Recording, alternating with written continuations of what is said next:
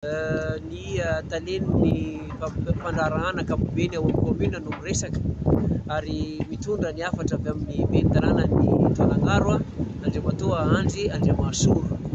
Ny zavatra izay ataontsika ankehitriny dia angamba iaraha-mahalala ny fandalovan'ilay rivo-doza Jude izay somaro naniva zavatra maromaro ihany teto amin'ny tanàna Tolangaro, ary adidy sy andraikitra ny commune ny miezaka manangona ny fako mba manadio ny tanàna, mba hiverina amin'ilay filamatra foana hoe tanàna madio ny lalàna misy atsika. Amin'izany rehetrarehetra zany dia isaorana manokana ny ben'ny tanàna ny Tolangaro Andry Andriamasorona amin'ny nahafahany sy nahaizany ny fandresy lahatra tamin'ireo mpiara-miombonantoka maromaro nahazahoantsika fitaovana isan-karazany nanamorana an'ity asa ity.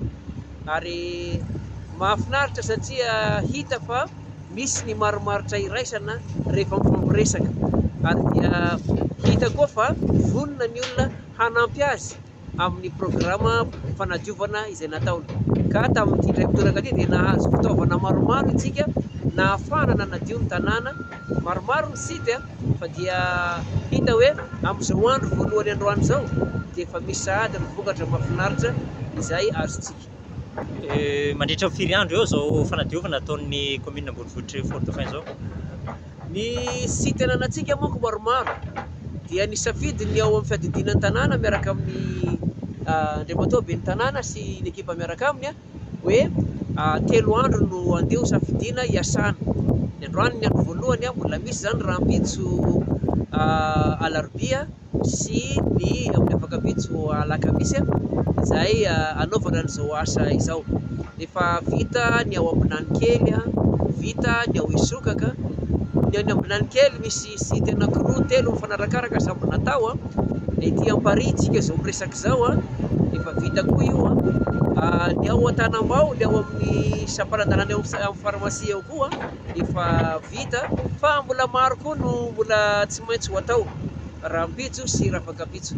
Fa dia amafisina foana hatrany hatrany, fa dia isaorana hatrany ireo nanampy rehetra, na zay ny fokontany nisy ihany koa ny miaramila tonga nanampy antsika tandroany, ary indrindra ireo olona manana an'izao fitaovana izao izay afaka ny fandraharaha tamin'ny tanàna ka nahafahana ny asa.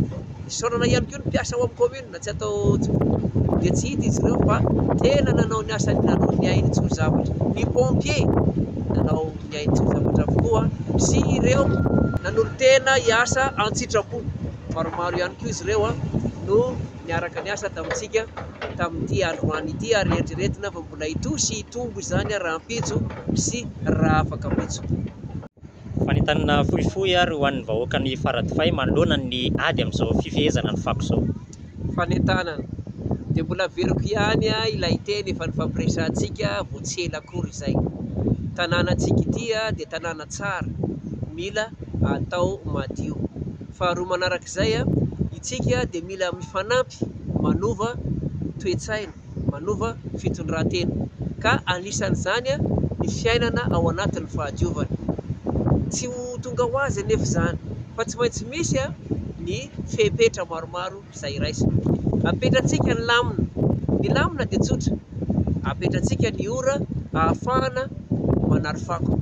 Isaky ny amin'ny 5 ora folakandro tsika ny manary fako, ary mitohy hatramin'ny 2:30 alina izany.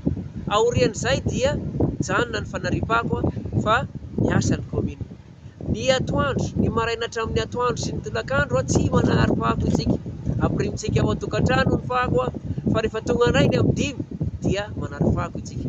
Hisy ny fanaraha-maso momba an'izany.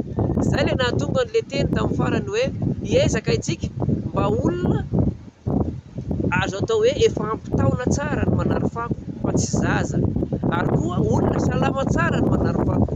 Ny antony mba olona atokisana hahavoahaja ilay fepetra izay atao.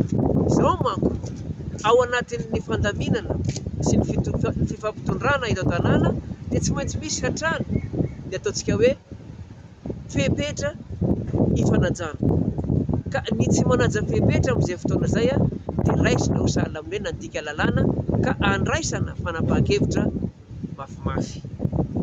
raha tsy lazako hoe sazy mihitsy. Dia le izy tsy hoe fampitahorana fa fametrahana fiara-miasa, fifanajana ao anatin'izay ezaka ataontsika ho fanadiovana ny tanàna izay. Eo tsika dia afaka miaraka miteny hoe faradofay tsy maintsy mandroso. Tsara ho mare antsika ihany koa Andriamatoa ilay fandrarana ny vahoaka tsy hanary an'ireny ravin-kazo sy hazo maitso eny izay tena hoe miteraka fibahanany anaty vaka ordure ka lasa mampisavovony fako. Tena marina zany. Raha le tamin'ity moa zany ataontsika hoe cyclone misy azo tapaka, hafa zay, ka exceptionnel, tsy isan'andro. Fa tena marina dia zao tsy azo atao mihitsy ny manary fako hazo, na io vatany, na io raviny, na io tsy haiko fakany, hodiny, fa ireny dia indraindray mampisavoritaka an'ilay toerana natao hanaripako. Fa ny fako avy an-tokantrano izay no tena ampiasaina eny amin'ireny toeram-panaripako ireny. Raha hazo indray kosa na raviny, na tahony, na vatany dia aleo hitadiavana toerana hafa mba hikarakarana azy ireny fa tsy eny amin'ny fanaripako no hanorahana azy. Na eny amin'ny arabe koa dia tsy mety, fa matoa nasiana ny toerana fanariana fako dia izay zany no toerana efa napetraka ho ampiasaina amin'io zavatra io. Eto amin'ny famaranana dia ialana tsiny amin'ny fanelingerenana ny fifamoivoizana. Ka tsy hita moa ny atao satria eny amoron'ny arabe no misy ny fanaripako izay iasana, fa dia ialana tsiny indrindra tompoko. Misaotra betsaka.